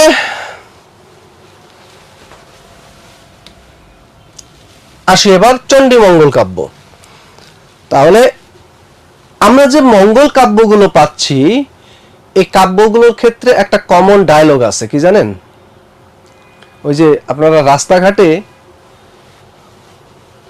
ওয়ালে বিভিন্ন ওই যে ইলেকট্রিক খুঁটিতে ছোট ছোট লিফলেট সাটা থাকে, কি অমুক তান্ত্রিক স্বপ্নে পাওয়া, এরকম আছে না? তো যারা মঙ্গল কাব্য রচনা করেছেন, এই কবিরা এসে একটা কমন ডায়লগ দিয়েছেন, সেটা হলো উনি নিজের ইচ্ছায় কাব্য রচনা করেননি। তাহলে স্বপ্নে দেবী তাকে আদেশ দিয়েছেন এই কাব্য রচনায়। যিনি যে দেবীর নামে কাব্য রচনা করেছেন, তিনি ওই দেবীর কথা বলেছেন। যেমন যিনি মনসার নামে কাব্য রচনা করেছেন, তিনি এসে বলছেন দেবী মনসা তাকে স্বপ্নে আদেশ দিয়েছেন। যিনি চণ্ডী মঙ্গল কাব্য রচনা করেছেন, তিনি এসে বলছেন দেবী চণ্ডী তাকে স্বপ্নে আদেশ দিয়েছেন এই কাব্য রচনায়। কথা বুঝেছেন? তো তাহলে চণ্ডীমঙ্গল কাব্য কার নাম অনুসারে? দেবী চণ্ডীর কাহিনী অবলম্বনে চণ্ডীমঙ্গল কাব্য। তো চণ্ডীমঙ্গল কাব্য দুটা ভাগে বিভক্ত, একটা আখ্যাতিক খণ্ড আর একটা হলো বণিক খণ্ড। মানে এখানে দুইটা খণ্ড দুইটা কাহিনী নিয়ে, একটা হলো নিচু শ্রেণীর মানুষকে নিয়ে, একটা হলো উঁচু শ্রেণীর মানুষকে নিয়ে। আখ্যাতিক খণ্ড, এই আখ্যাতিকটা হলো মূলত বেদ শ্রেণীকে নিয়ে। বেদ কারা বলেন তো?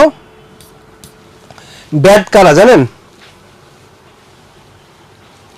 শিকার করে না, শিকারী, তাদেরকে নিয়ে।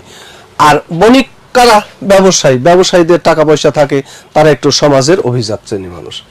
তো আখ্যাতিক খণ্ডে বর্ণিত অংশের নাম কালকেতু উপাখ্যান, আর বণিক খণ্ডের এটার নাম হলো ধনপতি সদাগর উপাখ্যান বা কাহিনী। তাহলে দুইটা খণ্ড দুইটা নামে পরিচিত, একটা হলো কালকেতু উপাখ্যান আর একটা হলো ধনপতি সদাগর উপাখ্যান। আচ্ছা, তো এখানে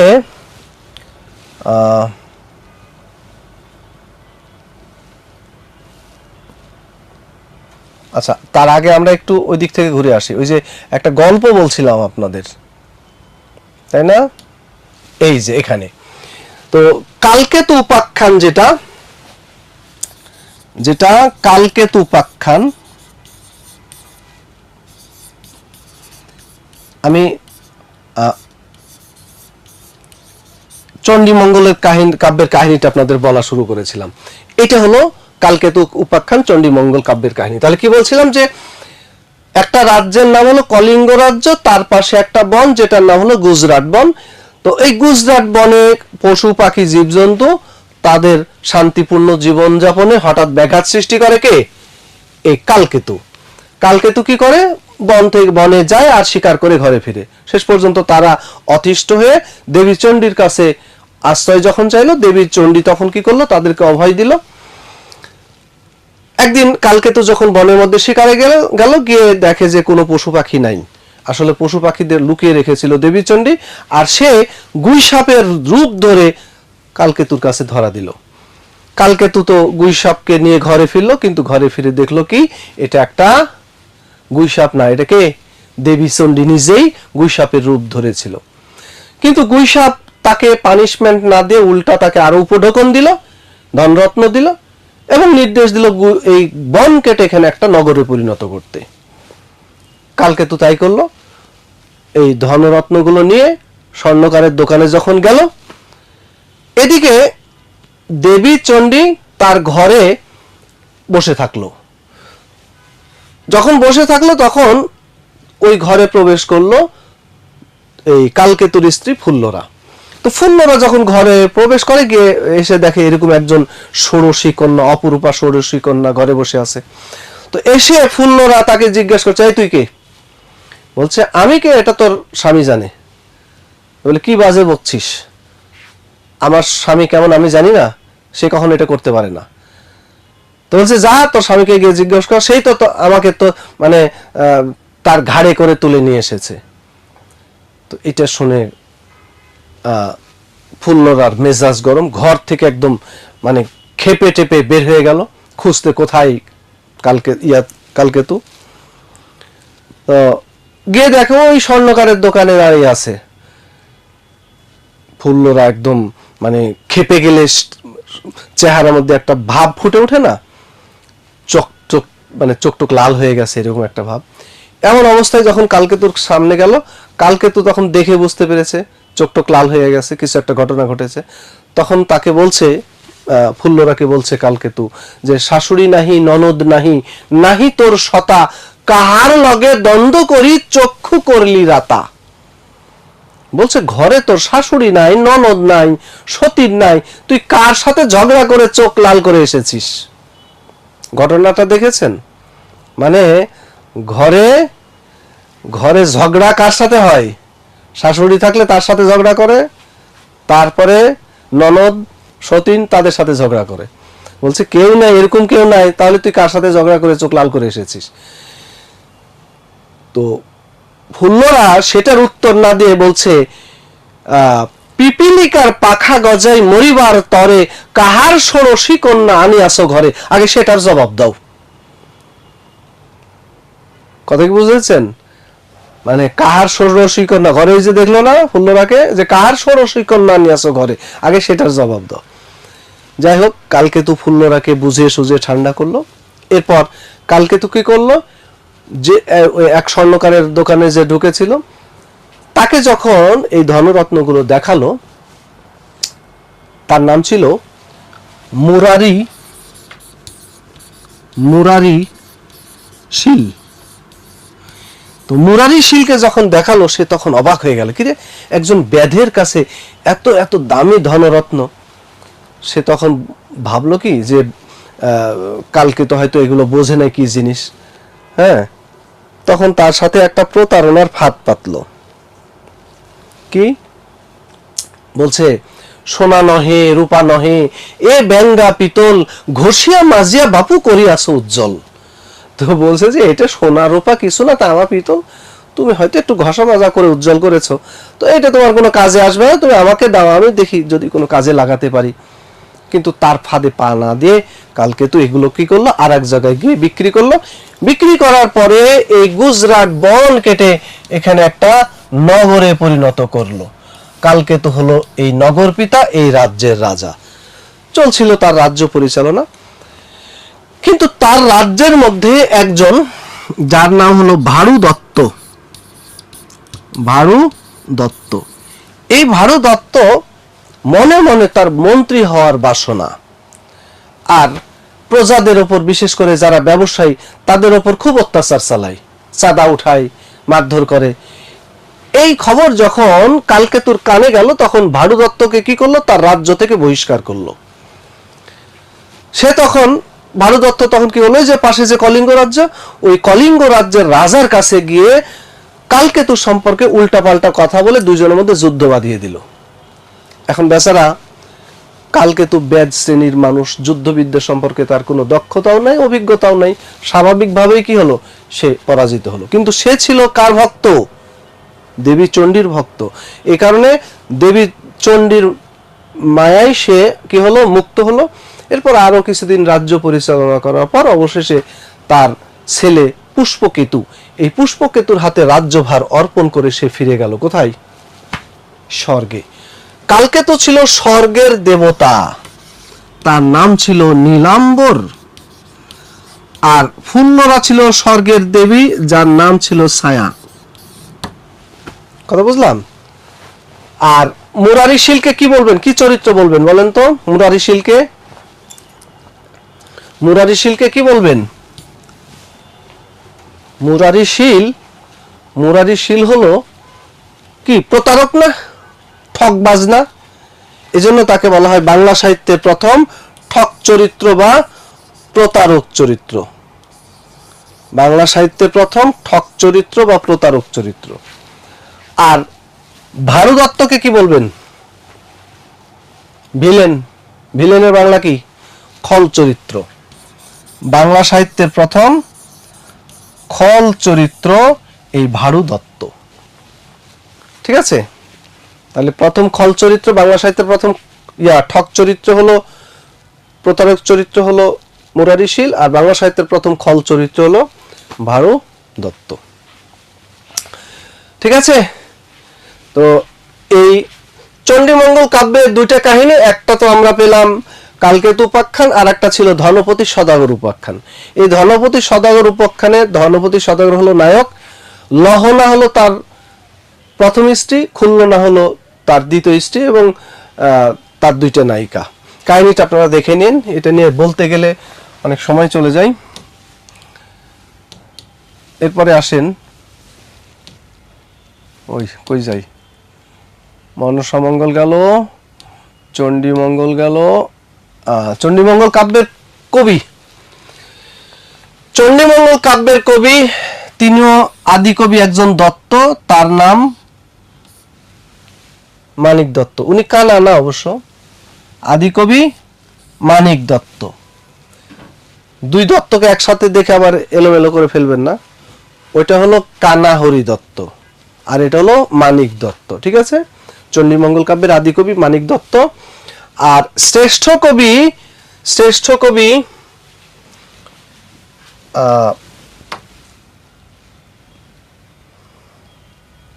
এটা উপরে উঠে গেল কেন?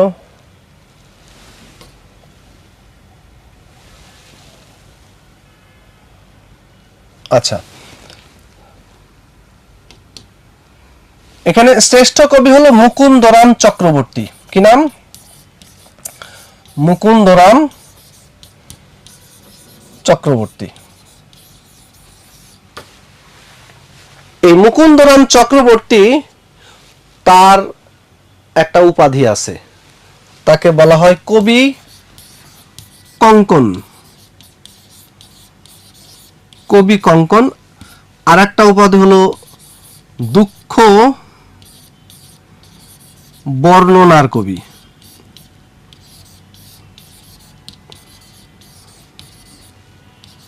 আচ্ছা বলেন তো, দুঃখের কবি কাকে বলা হয়? দুঃখের কবি কাকে বলা হয় বলেন? বলেছিলাম চণ্ডীদাস। চণ্ডীদাসকে রবীন্দ্রনাথ বলেছেন দুঃখের কবি, কারণ ওই যে মানে রাধাকৃষ্ণের কাহিনীকে তিনি দুঃখ ভারাক্রান্ত ভাবে উপস্থাপন করেন, এই জন্য তাকে দুঃখের কবি বলেছেন। আর মুকুন্দরাম চক্রবর্তীকে বলা হয় দুঃখ বর্ণনার কবি।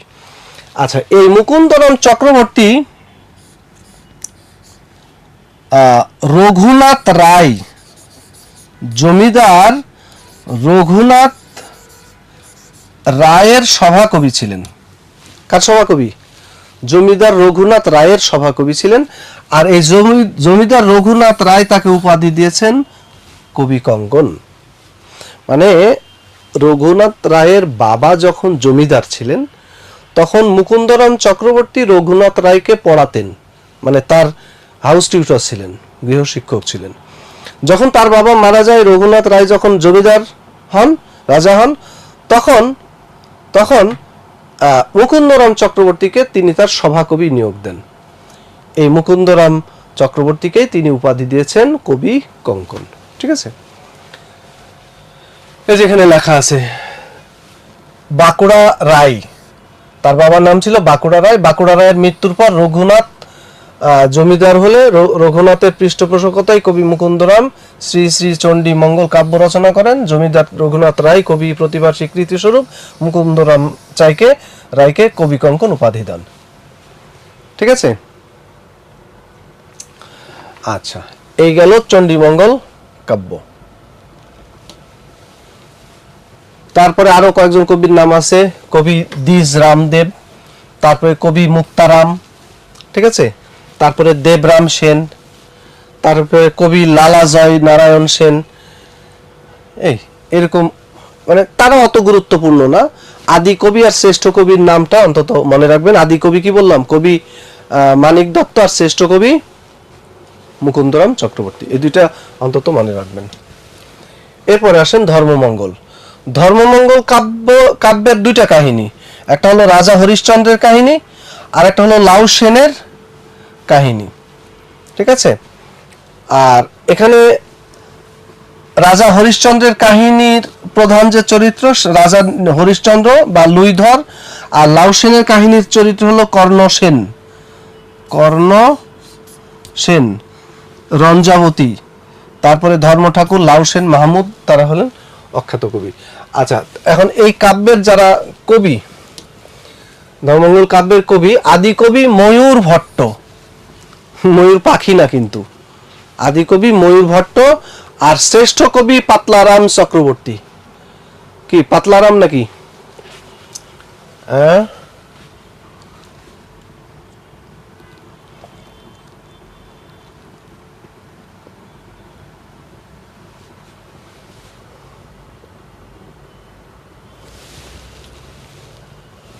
ঘনরাম, পাতলা না, ঘনরাম চক্রবর্তী হলেন সর্বশ্রেষ্ঠ কবি, এই কাব্যের সর্বশ্রেষ্ঠ কবি।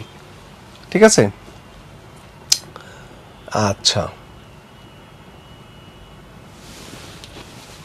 এরপর আসেন কালিকামঙ্গল কাব্য। কালিকামঙ্গল কাব্যের আদি কবি, হ্যাঁ, কালিকামঙ্গল কাব্যের আদি কবি কে?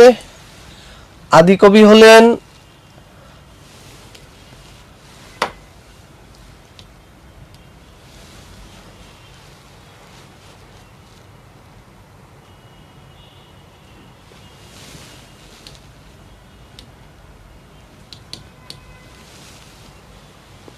আচ্ছা, এটা কাহিনীটা, এই কাহিনীটা মূল কাহিনী হলো কাশ্মীরের বিখ্যাত কবি বিলহনের চৌরপঞ্চাশিকা। এটা একটু মাথায় রাখবেন, কালিকামঙ্গল কাব্যের কাহিনী, এটা মূলটা ছিল চৌরপঞ্চাশিকা, আর বাংলায় এটাকে নামকরণ করা হয়েছে কি বিদ্যা সুন্দরের কাহিনী নামে। বিদ্যা সুন্দরের কাহিনী, ঠিক আছে, বিদ্যা সুন্দরের কাহিনী নামে এটাকে প্রকাশ করা হয়েছে। আচ্ছা, এটার আদি কবি আমি বলে দিই, আদি কবি হলো কবি কঙ্ক, কবি কঙ্ক। আর শ্রেষ্ঠ কবি সাবিরিদ খান, সাবিরিদ খান। এই সাবিরিদ খান একমাত্র মুসলমান কবি যিনি মঙ্গল কাব্য রচনা করেছেন, এবং এটা হলো মুসলমান কবি রচিত, মুসলমান কবি রচিত একমাত্র মঙ্গল কাব্য। মুসলমান কবি রচিত একমাত্র মঙ্গল কাব্য হলো এই কালিকামঙ্গল কাব্য। তাহলে আদি কবি মনে রাখবেন, এই যে মুসলমান কবিকে এই সাবিরিদ খান বা শাহবারিদ খান, হ্যাঁ, তিনি একমাত্র মুসলমান কবি যিনি এই কাব্য রচনা করেছেন। ওকে, এবার আসেন এই যে কালিকামঙ্গল কাব্যের আদি কবি কবি কঙ্ক, হ্যাঁ, কবি কঙ্ক।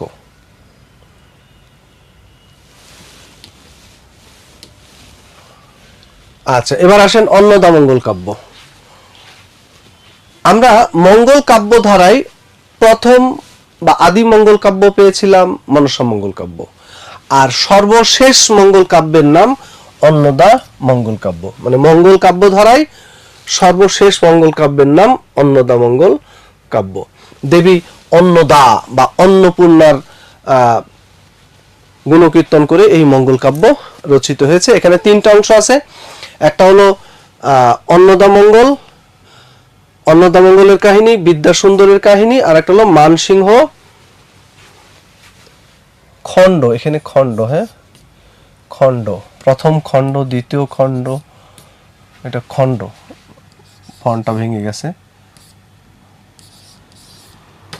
ঠিক আছে। তো অন্নদামঙ্গলের নাম অনুসারে এই কাব্যের নামকরণ করা হয়েছে অন্নদামঙ্গল কাব্য, ঠিক আছে। এখানে উল্লেখযোগ্য যে দুইটা চরিত্র, একটা হলো ঈশ্বরী পাটনি আর একটা হলো হীরা মালিনী। ঈশ্বরী পাটনি এই চরিত্রটা ইম্পর্টেন্ট। মানে দেবী অন্নদা যখন এই ঈশ্বরী পাটনির নৌকায় নদী পার হচ্ছিল, তখন ঈশ্বরী পাটনির মধ্যে অদ্ভুত কিছু বৈশিষ্ট্য লক্ষ্য করে তাকে কোনো কিছু চাওয়ার জন্য অনুমতি দেয় দেবী অন্নদা। তখন ঈশ্বরী পাটনি কি চেয়েছিল বলেন তো? ঈশ্বরী পাটনি তখন অন্নদা দেবীর কাছে কি চেয়েছিল বলতে পারবেন? আমার সন্তান যেন থাকে দুধে ভাতে, আমার সন্তান যেন থাকে দুধে ভাতে। পরীক্ষা আসে উক্তিটি কার, উক্তিটি কোন কাব্যের, হ্যাঁ, ঠিক আছে। এবার আসেন অন্নদামঙ্গল কাব্যে আরো কিছু বেশ মানে বিখ্যাত চরণ আছে, এগুলো একটু মাথায় রাখবেন। যেমন অভাগা যদ্যপি চাই সাগর শুকাই, সাগর পুড়িলে নগর পুড়িলে দেবালয় কি আড়াই, তারপরে মন্ত্রের সাধন কিংবা শরীর পতন, তারপরে বড়র পিরিতি বালির বাঁধ, ক্ষণেক হাতে দড়ি ক্ষণেক চাঁদ। এই চরণগুলো ইম্পর্টেন্ট, পরীক্ষার জন্য শিখে রাখবেন। আচ্ছা, তো আমরা অন্যান্য কাব্যের ক্ষেত্রে দেখেছি কবি একাধিক, একাধিক কবি এই কাব্য রচনা করেছেন, বাট মনসামঙ্গল অন্নদামঙ্গল কাব্যের কবি একজন, তিনি হলেন ভারতচন্দ্র রায়। এই অন্নদামঙ্গল কাব্যের একমাত্র কবি ভারতচন্দ্র রায়। তিনি বাংলা সাহিত্যের মধ্যযুগের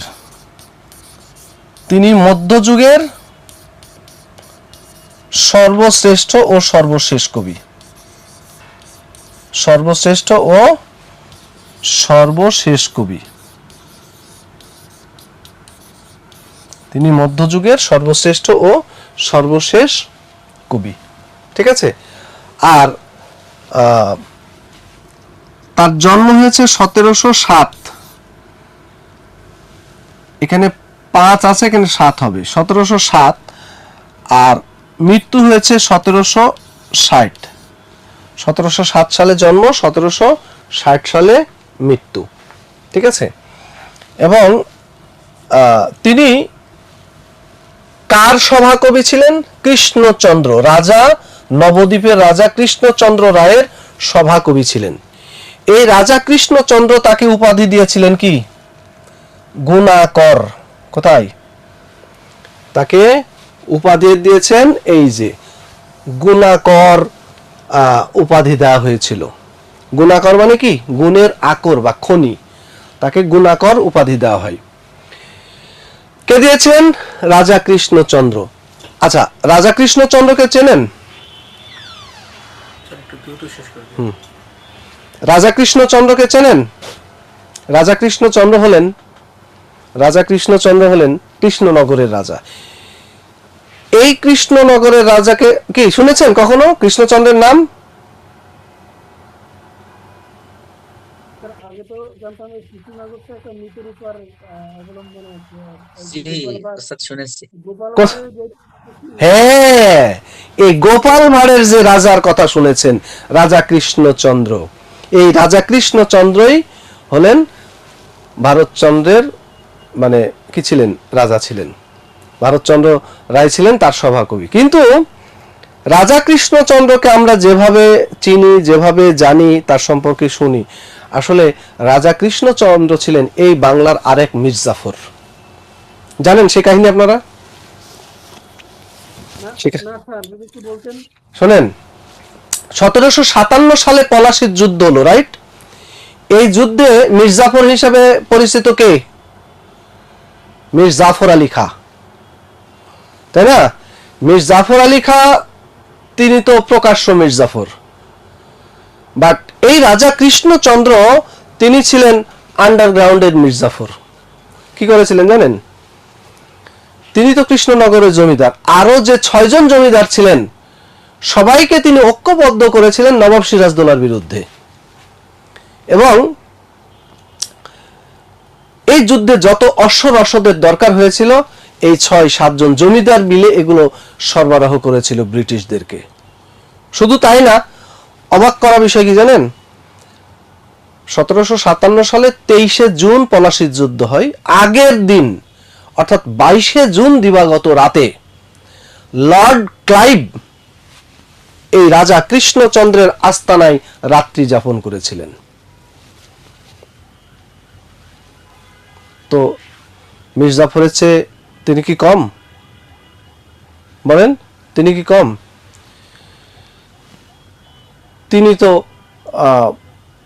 তিনি নিজের এবং অন্য সব জমিদারকে নবাব সিরাজদৌলার বিরুদ্ধে ঐক্যবদ্ধ করেছিলেন। তাদের ধারণা ছিল যে নবাব সিরাজদৌলার কাছ থেকে আমরা কোনো সহযোগিতা পাবো না, মুসলমানরা আমাদেরকে কোনো সহযোগিতা করবে না, যদি সহযোগিতা করে থাকে কারা করবে? ইস্ট ইন্ডিয়া কোম্পানি করবে। সেই ধারণার বশবর্তী হয়ে তারা নবাব সিরাজদৌলার বিরুদ্ধে অবস্থান নিয়েছিল। কিন্তু ভারতচন্দ্র তিনি তার সভাকবি ছিলেন, কৃষ্ণচন্দ্রের এই ভূমিকাকে তিনি সহজে মেনে নিতে পারেননি। কি ভারতচন্দ্র সেই সময় জীবিত না? কত সালে মৃত্যু তার? 1760 সালে। আর পলাশীর যুদ্ধ হলো তার 3 বছর আগে, 1757 সালে। তো উনি মধ্যযুগের সেই সময়ের এত বড় একজন বিখ্যাত কবি, তিনি কিছুই লিখলেন না এই বিষয়টা সম্পর্কে? লিখেছিলেন, কিন্তু তার এই লেখা ভারতচন্দ্রের বিপক্ষে চলে গিয়েছিল। কারণ ভারতচন্দ্র লিখেছিলেন যে ব্রিটিশরা বেনিয়ার জাত, তারা কখনো আমাদের বন্ধু হতে পারে না। তারা যতই বন্ধুত্বের হাত বাড়াক না কেন, সহযোগিতার হাত বাড়াক না কেন, তাদের ভেতরে দুরভিসন্ধি আছে। বলেন, এটা কৃষ্ণচন্দ্রের পক্ষে যাবে এই কথা? এই কারণে রাজা কৃষ্ণচন্দ্র ভারতচন্দ্রকে তার রাজসভা থেকে বহিষ্কার করেছিলেন। আর এই যে গোপাল ভাঁড় কার্টুনে আমরা গোপাল ভাঁড়কে কেমন দেখি? মনে হয় যে রাজা কৃষ্ণচন্দ্রকে সেই পরিচালনা করে। রাজা কৃষ্ণচন্দ্র ভাজা মাছটা উল্টে খেতে পারে না, অথচ বাস্তবতা বুঝতে পারছেন? এই গোপাল ভাঁড়কে রাজা কৃষ্ণচন্দ্র মৃত্যুদণ্ডের আদেশ দিয়েছিলেন। কেন? কারণ তিনি প্রকাশ্য বিরোধিতা করেছিলেন। রাজা কৃষ্ণচন্দ্রের এই নবাব সিরাজদৌল্লার সাথে যে ব্যবহার, এটার বিরোধিতা করেছিলেন গোপাল ভাঁড়। এই কারণে তিনি গোপাল ভাঁড়কে মৃত্যুদণ্ডের আদেশ দিয়েছিলেন। অথচ সেই ইতিহাস কি পুরো চাপা পড়ে আছে না? কেউ জানে? জানতেও দেয়া হয় না। এই গোপাল ভাঁড় কার্টুনটা তৈরি করেছে আইওয়াস, যেন রাজা কৃষ্ণচন্দ্র সম্পর্কে মানুষের ধারণাটা চেঞ্জ হয়ে যায়। তাকে একজন কি মানে মানে সৎ রাজা, মানে জনদরদি জনহিতৈষী রাজা হিসেবে উপস্থাপন করা হয়, অথচ সে পুরাই আর এক মির্জাফর। কথা বুঝেছেন? তো এরকম অনেক ইতিহাস আসলে আমাদেরকে জানতে দেওয়া হয় না। অনেক ইতিহাস আছে যেগুলো থেকে আমাদের দৃষ্টিকে ফিরিয়ে নেওয়া হয়, আমাদের মনোযোগকে সরিয়ে নেওয়া হয়। কথা বুঝলেন? যাই হোক, তো এই হলো আমাদের মঙ্গল কাব্য শেষ হলো। তাহলে ভারতচন্দ্রের একটা কাব্য হলো অন্নদামঙ্গল, আর একটা হলো সত্যপীরের পাঁচালী। এটা একটু মাথায় রাখবেন, এগুলো আসে পরীক্ষায়। আর এই যে বিখ্যাত কিছু উক্তি বললাম, মন্ত্রের সাধন কিংবা শরীর পতন, তারপরে আমার সন্তান যেন থাকে দুধে ভাতে, হ্যাঁ। আর আরবি ফার্সি শব্দ ব্যবহার সম্পর্কে তার একটা চরণ আছে। প্রাচীন পণ্ডিতগণ গিয়েছেন কয়ে, যে হোক সেই হোক ভাষা কাব্যরস লয়ে। এই যে কয়েকদিন আগে ভাষার ব্যবহার নিয়ে কি বিতর্ক সৃষ্টি হয়েছিল না? তো ভারতচন্দ্র নিজে বলছেন যে প্রাচীন পণ্ডিতরা কি বলে গেছেন যে যেটাই হোক সেটাই হোক, ভাষার সৌন্দর্য মাধুর্য এটা মূলত কিসের জন্য? কাব্য সৃষ্টির জন্য।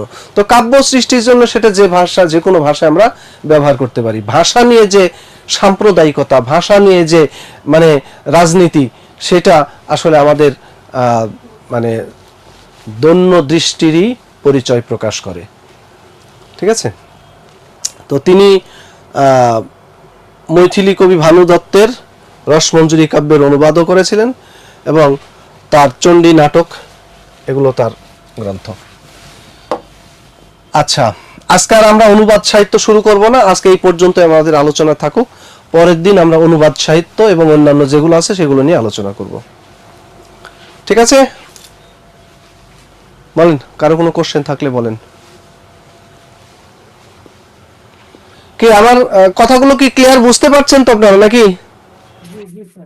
হ্যাঁ, কোনো সমস্যা থাকলে বলবেন। হ্যাঁ, আমার একটা কোশ্চেন ছিল, হ্যাঁ চর্যাপদ সম্পর্কিত স্যার, বলবো? বলেন।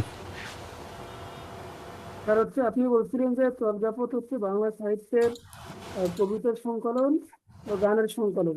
এখন থাকে তাহলে আমরা কবিতার সংকলনকে প্রাধান্য দিব। হ্যাঁ হ্যাঁ, কিন্তু ওই কিছু কিছু বইতে যেরকম ভাবে প্রফেসরের যে এমসিকিউ বইগুলো আছে, জর্জ এমসিকিউ, ওইগুলো হচ্ছে এই গানের সংকলনটা আগেই করছে, আমরা প্রাধান্য দিয়েছি। শোনেন, ঠিক আছে, বুঝতে পেরেছি আপনার কোশ্চেন। চর্যাপদ আসলে গান বানানোর জন্য লেখা হয়নি। চর্যাপদ যে যারা লিখেছেন তারা গান সৃষ্টির জন্য লেখেননি, তারা মূলত চর্যাপদে যে বৌদ্ধদের সহজিয়াপন্থী যে বৌদ্ধ, তাদের বৌদ্ধ ধর্মের গুরু বিষয়গুলো এখানে উপস্থাপন করা হয়েছে। আর প্রাচীন মধ্যযুগে এটা একটা বৈশিষ্ট্যই ছিল যে তারা যা কিছু লিখতেন সবকিছুর মধ্যে কি করতেন, সুর আরোপ করতেন, গান আকারে উপস্থাপন করতেন। তাহলে কি আমরা প্রাচীন মধ্যযুগে সবকিছুকে আমরা গান বলবো? এটা যেমন আপনি এই যে যেমন এখানে আমরা মঙ্গল কাব্য বললাম, আমরা যেমন বৈষ্ণব সাহিত্য বললাম, শ্রীকৃষ্ণ কীর্তন কাব্য বললাম, সবকিছুর মধ্যেই তারা কি করতেন, সুর আরোপ করতেন। তো সুর আরোপ করলেই সেটা তো গান হয়ে যাবে। তাহলে কি প্রাচীন মধ্যযুগে যা লেখা আছে সবই গান? না, এগুলো কবিতা, এগুলো কাব্য। আগে উদ্দেশ্য হলো কি, কাব্য রচনা, পরে এগুলোর মধ্যে সুর আরোপ করার কারণে এগুলো গান হয়েছে। উদ্দেশ্য গান না, উদ্দেশ্য হলো কাব্য। এই জন্য প্রথম পরিচয় এটা হলো কাব্য, তারপরে পরিচয় হলো এটা মানে প্রথম হলো কবিতার সংকলন, তারপরে হলো গানের সংকলন। এখন যারা গানের সংকলন বলেছেন তাদের পেছনে কারণটা কি জানেন? যেমন ওই যে ডক্টর সুনীতি কুমার চট্টোপাধ্যায় কি নাম দিয়েছেন, 1000 বছরের পুরাণ বাংলা ভাষায়, না এই যে হরপ্রসাদ শাস্ত্রী তিনি কি বলেছেন, 1000 বছরের পুরাণ বাংলা ভাষায় বৌদ্ধ গান ও দোহা। এই যে গান বলেছেন, আবার ডক্টর মশাইদুল্লাহ কি বলছেন, বুদ্ধিস্ট মিস্টিক সংস, এখানেও গান বলছেন। এই কারণে বলছে যে এগুলো হলো গানের সংকলন। আসলে তারা এখানে উপস্থাপন করেছেন, সুরারোপ করেছেন বলে গান হয়েছে, কিন্তু উপস্থাপন করেছেন কবিতার আদলে। এই জন্য কবিতাটা ফার্স্ট প্রায়োরিটি। বাজারে গাইডগুলো তো একটা থেকে আরেকটা কপি করে, ওইভাবে মানে ছড়িয়ে পড়ে আর কি, ভাইরাসের মতো। ঠিক আছে, তো গান থাকলে গান, কবিতা থাকলে কবিতার সংকলন অ্যান্সার করবেন, ওইটা না থাকলে গান। ওকে, দুটাই ঠিক, কিন্তু দুটার মধ্যে ফার্স্ট প্রায়োরিটি হলো কবিতার সংকলন। ঠিক আছে, তাহলে ভালো থাকবেন। আপনাদের সাথে নেক্সট মনে হয় একেবারে সামনে রবিবারে আবার দেখা হবে। সেই পর্যন্ত সবার জন্য শুভকামনা থাকলো। আল্লাহ হাফিজ।